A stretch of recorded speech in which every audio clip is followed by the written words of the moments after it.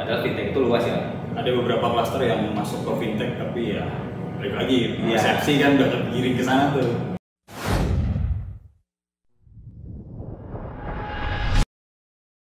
Ya tapi kalau bisnis ya, maksudnya kita hitung satu proyek itu ada keuntungan 20-30% dengan waktu pengerjaan 3 bulan.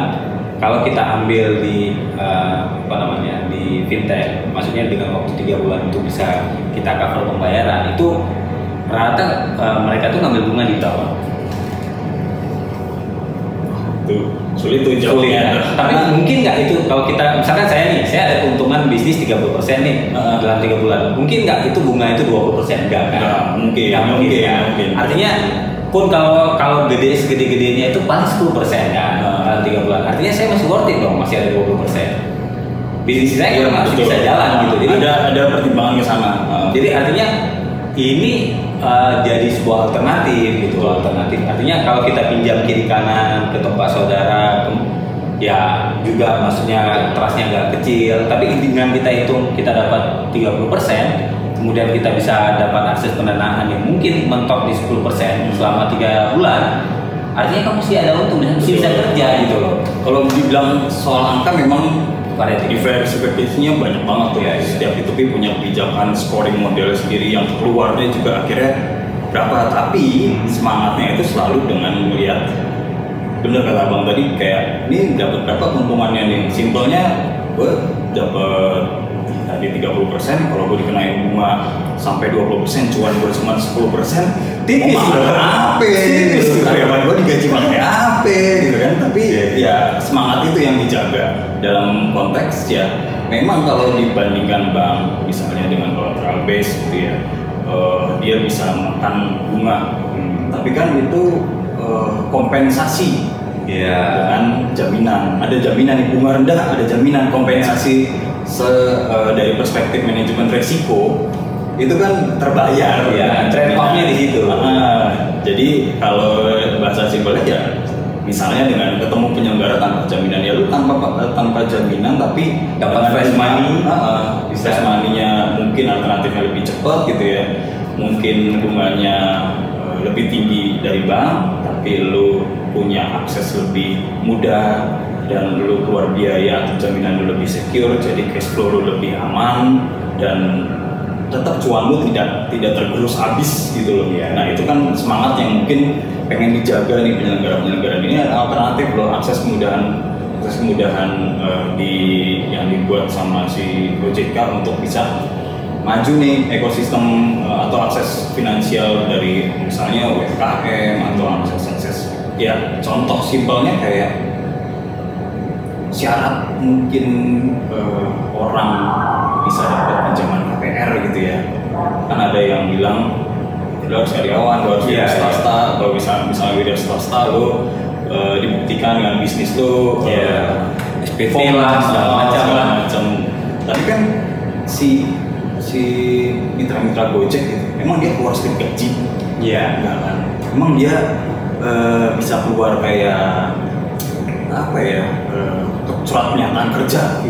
Itu kan nggak gampang dapet itu gitu loh. Makanya teknologi itu mengakumulasikan semua kesusahan, dibentuklah rasionalisasinya mungkin dengan kayak engine di dalamnya. Oh, data si Gojek ini dapat pemasukan sekian, dia average sebulan itu misalnya dapat cuan sekian, biaya hidupnya sekian. Oh, dia layak nih dapat sebenarnya pinjaman. Tapi kan itu data keluar dari si platformnya.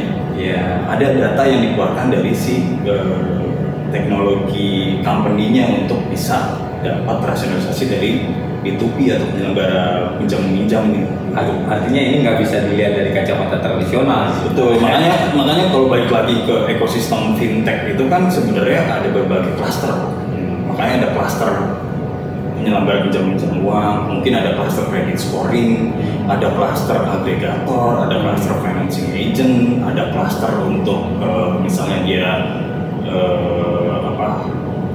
vendor collection mungkin. Ya saya nggak hafal semuanya, cuman itu yang saking luasnya. Tapi semangatnya semua teknologi base. Jadi semua harapannya akses finansial itu bisa didapat sama si masyarakat luas dengan satu handphone gitu ya, dia punya data semua di situ, dia punya habit di situ, dia bisa dapat akses finansial dari mungkin ya data-data yang di HP itu. Kalau semangat kita maksudnya mau bisa dong nggak apa-apa ya? Ya, lanjut. Kalau dari sisi hubungan hukum ya, kalau kita lihat ini menarik sih sebenarnya. Iya. Nah, ada 3 pihak tadi kan, ada si pemberi pinjaman, ada penyelenggara, kemudian kan ada penerima pinjaman. Nah, kalau saya misalkan naruh uang nih di aplikasi ini, kemudian kan ada dijanjikan sekian persen nih. Nah, tiba-tiba ini nggak balik nih. Di mana-mana kan platform itu kan ada disclaimer ya, bahwa ini ada kerugian adalah segala macam, ini ada kayaknya ada 9 atau 8 poin nanti di risiko itu ya dikembalikan lagi ke memberi pinjaman. Nah, kalau dari orang awam, wah repot nih dong ngasih duit, nanti si penyelenggaranya bilang mana nggak ada nih, kamu yang harus lakukan nih, karena kan saya cuma kasih tahu aja kalau kamu mau, ayo gitu, kalau kamu mau nggak mau ya udah gitu. Nah, satu pertanyaannya, untuk kalau nggak kebayar di sini, yang lakuin siapa? Gitu. Satu. Yang kedua, kalau kemudian dia lakukan langsung misalkan, itu dibenarkan nggak? Nanti jangan dianggap bahwa yang si penerima pinjam, enggak, saya nggak pernah terima dari kamu, saya terimanya dari si ini. Jadi saya bisa aja sama si ini nanti, sama si penyelenggara. Nah itu repot tuh, maksudnya ini yang perlu kita sama. Ada lagi mungkin kayak tetanggaan nih, pemberi pinjaman sama penerima pinjaman. Lah, lu penerima pinjamannya, lu yang minjem nih. Iya. Tetangga. Gua langsung nagih aja kalau gitu. Nah itu kan sebenarnya yang dijaga itu hubungan hukumnya sama dari sisi operasional. Perspektifnya kan jadi terpecah dua nih. Gue nggak bisa bilang mana yang perspektif yang benar atau salah gitu ya. Ya, common practice aja.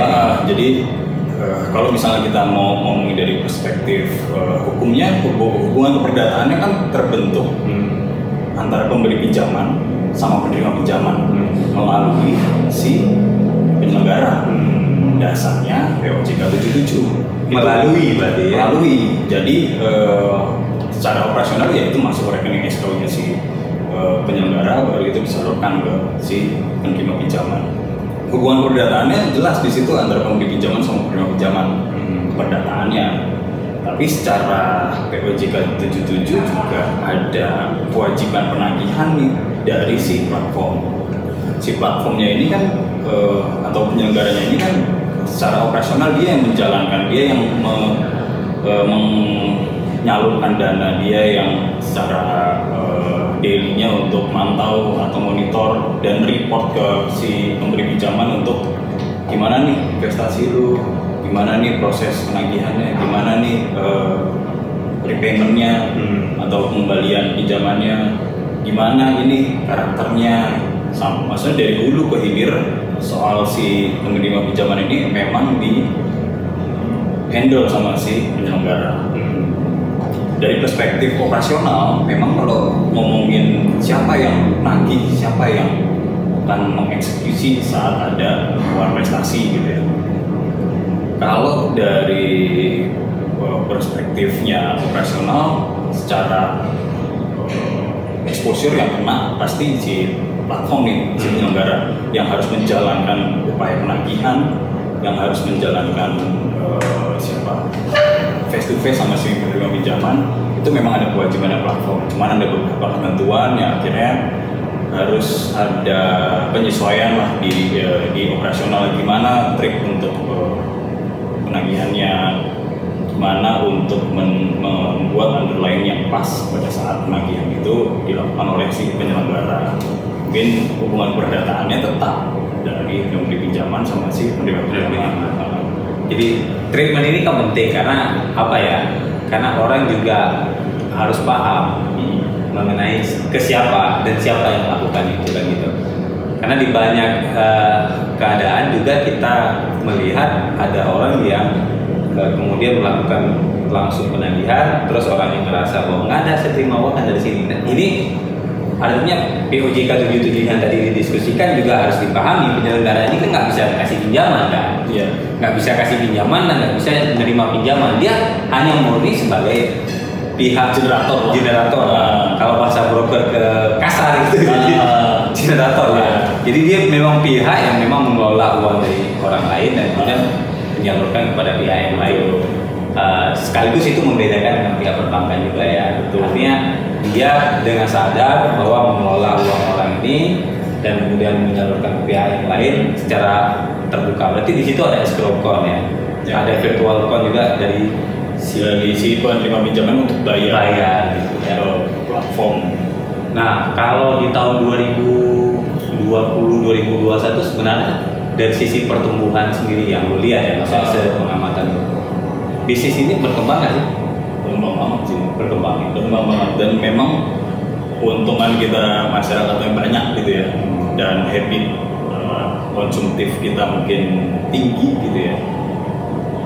Ini ya banyak cuan juga di sini, dalam artian cuannya itu dari berbagai pihak ya, dari pihak penyelenggara, dari pihak pemberi dananya, dari penerima dananya pun cuan dengan kondisi yaitu kemudahan akses, dengan kecepatan penerimaan pinjaman, dan ya harusnya harapannya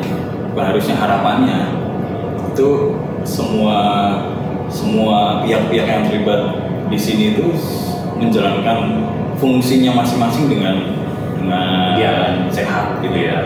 Penerima pinjaman bisa bayar dengan teratur, penyelenggara bisa lakuin protokol operasional yang sesuai aturan OJK, pemberi pinjaman bisa melakukan investasi tapi ya tanpa brutal untuk melihat siapa nih penerima pinjaman gua nih, gua langsung main lagi, nggak gitu bos, gitu kan, ada aturan mainnya gitu kan. Nah itu yang diharapkan semua ekosistemnya itu bisa sehat.